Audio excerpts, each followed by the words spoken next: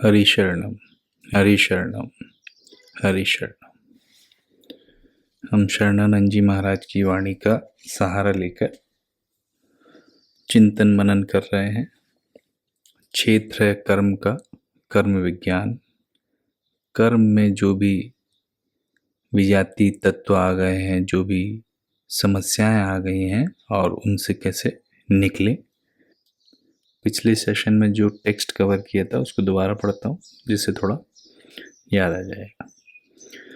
यदि करना है तो केवल असत का त्याग, जो स्वतः होने लगता है वह समष्टि शक्तियों के अधीन है। तो ये पॉइंट हमने समझा था। समष्टि शक्तियों के अधीन का मतलब क्या है कि जो हम जनरली अपने को कर्ता मान लेते हैं, पर हमारे काम जो हो रहे हैं वो समष्टि शक्तियों से हो रहे हैं, प्रकृति से हो रहे हैं।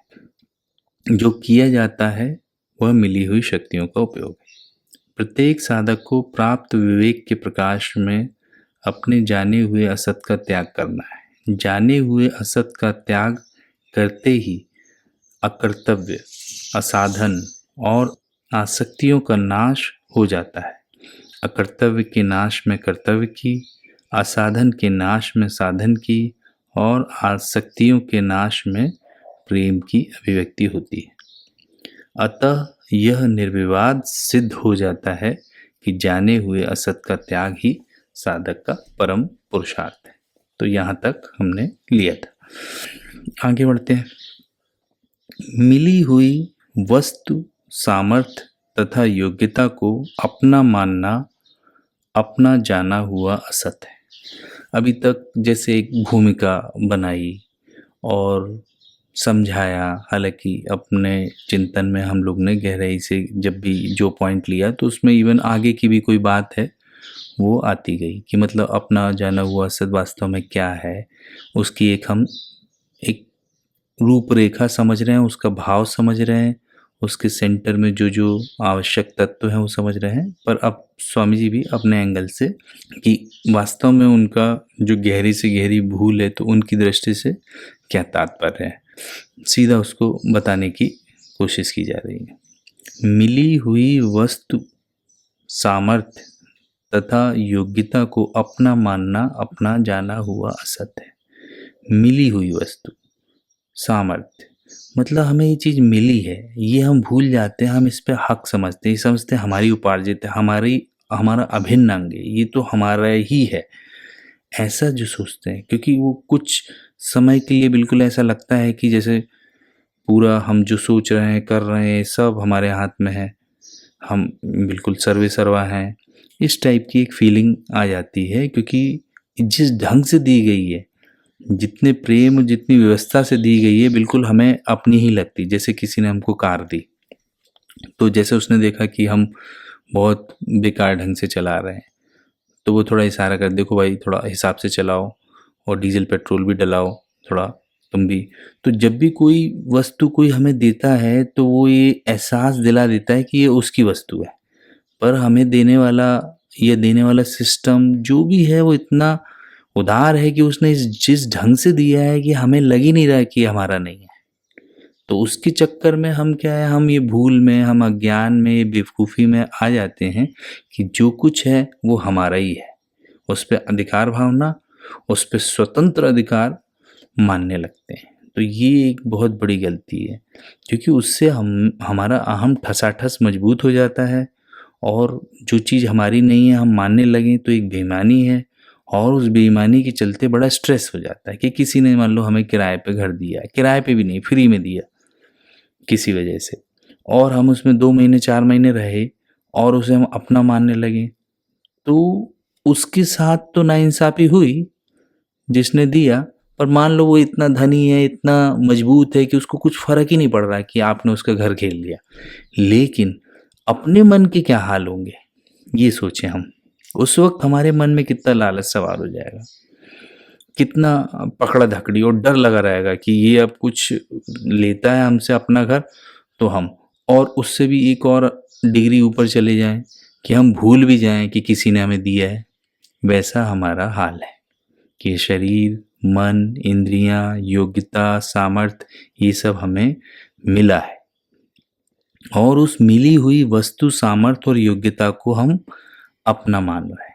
ये अपना जाना हुआ असत है। ये बड़ी मूल भूल है। तो ये इसका तात्पर्य है। इस असत के संग से ही विकारों की उत्पत्ति हुई है। तो किस असत? ये असत जो हम अपना मानते हैं, जो चीज अपनी नहीं है पर अपना मानते हैं, अपना अधिकार मानते हैं, उन पर पूरा कंट्रोल करने का स्वतंत्र अधिकार समझते हैं, वो जो असत है उसका संग। संग मतलब उसकी आसक्ति, उसको स्वाभाविक रूप से उससे एकता हो गई है, बिल्कुल एकम एक। नहीं तो ये तो नॉर्मल बात है भाई, ऐसा टाइप का जो भाव है। तो वो संग से ही विकारों की उत्पत्ति हुई है। विकार कौन से? तरह तरह के विकार, काम, क्रोध, लोभ, मोह, मद, मत्सर, अभिमान, कई प्रकार के विकार, चंचलता, स्ट्रेस, तरह तरह की मानसिक बीमारियां, ये सब हमें मूल में इस क्लिंगिंग के कारण, इस ममता के कारण, इस अपनेपन के कारण, अपनापन ये कोई आत्मीयता या प्रेम वाला नहीं, ये बिलोंगिंगनेस वाला नहीं, ये स्वतंत्र अधिकार बेईमानी से जमाने वाला, अनजाने में, बेवकूफ़ी से। ठीक है। तो इस असत के संग से ही विकारों की उत्पत्ति हुई है। विकार तो हम सब समझते ही, जो जो प्रॉब्लम्स आ रही है हमारी लाइफ में, और जो जो जिनके कारण हमारे घंटों खराब हो जाते हैं, दिनों खराब हो जाते हैं, किसी से द्वेष हो जाता है, हम कितना वैर बांध लेते हैं, किसी ने कुछ कर दिया या भले ही उसने वास्तव में किया हो या ना किया हो, वो एक अलग बात है। कभी कभी सिचुएशन ऐसी है कि आ रहा है, तो हम जो एक अंदर में द्वेष या उदासी या विषाद में पकने लगते हैं, सड़ने लगते हैं, तो वो सब विकार बोलते हैं शास्त्रीय भाषा में। विकार युक्त जीवन मतलब डिफाइलमेंट से भरा जीवन की मांग न तो साधक को ही है और न जगत को। जो विकार युक्त जीवन है, जो बुराइयों से भरा है, वो एक्चुअली साधक की भी मार्ग की सबसे बड़ी अड़चन है।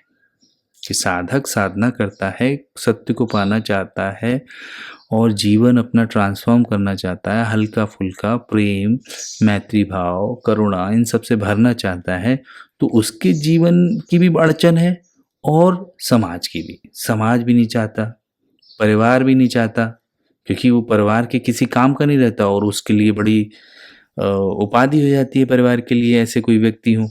या समाज में जितने आप क्राइम्स देखो ये हो रहे हैं, ये कोई प्रेम से प्रेरित होके थोड़े ना हो रहा है, ये कुछ ना कुछ विकार में आदमी फंसता है, गुस्से में, हिंसा में, एक जल्दबाजी में है, एक अमीर बनना चाहता है और बहुत जल्दी बनना चाहता है और बिना मेहनत के बनना चाहता है। तो ये सब टाइप के जो विकार, इन्हीं से ही कई प्रकार के अपराध या बेईमानी, ये बुराइयां फैल रही हैं।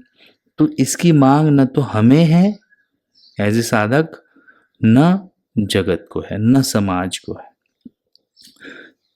तो इस दृष्टि से असत का संग करने से जीवन न अपने लिए उपयोगी है और न जगत के लिए। हम फालतू हो जाते हैं, न अपने काम के रहे, न किसी और के, न जगत के। तो एक टाइप से जो मीनिंगलेसनेस लगती है वो गलत नहीं लगती है, कि हमारा जीवन हम हुए न हुए कुछ फर्क नहीं पड़ता, न हम अपना कुछ उद्धार कर पाए, अपना कल्याण कर पाए, अपने को सुधार पाए, न रस ले पाए इस जीवन का, न सीख पाए, समझ पाए, और दूसरों के लिए भी काम नहीं आ पाए, किसी और की जिंदगी संवारने में, इस जगत को थोड़ा और ब्यूटीफुल बनाने में भी हमारा कोई योगदान नहीं रहा। योगदान रहा पर उल्टा, और नेगेटिविटी बढ़ाने में, और इसके कष्ट बढ़ाने में, दूसरों को और दुखी करने में, और नेगेटिव रिपल्स कॉन्स्टेंटली प्रोपेगेट करने में।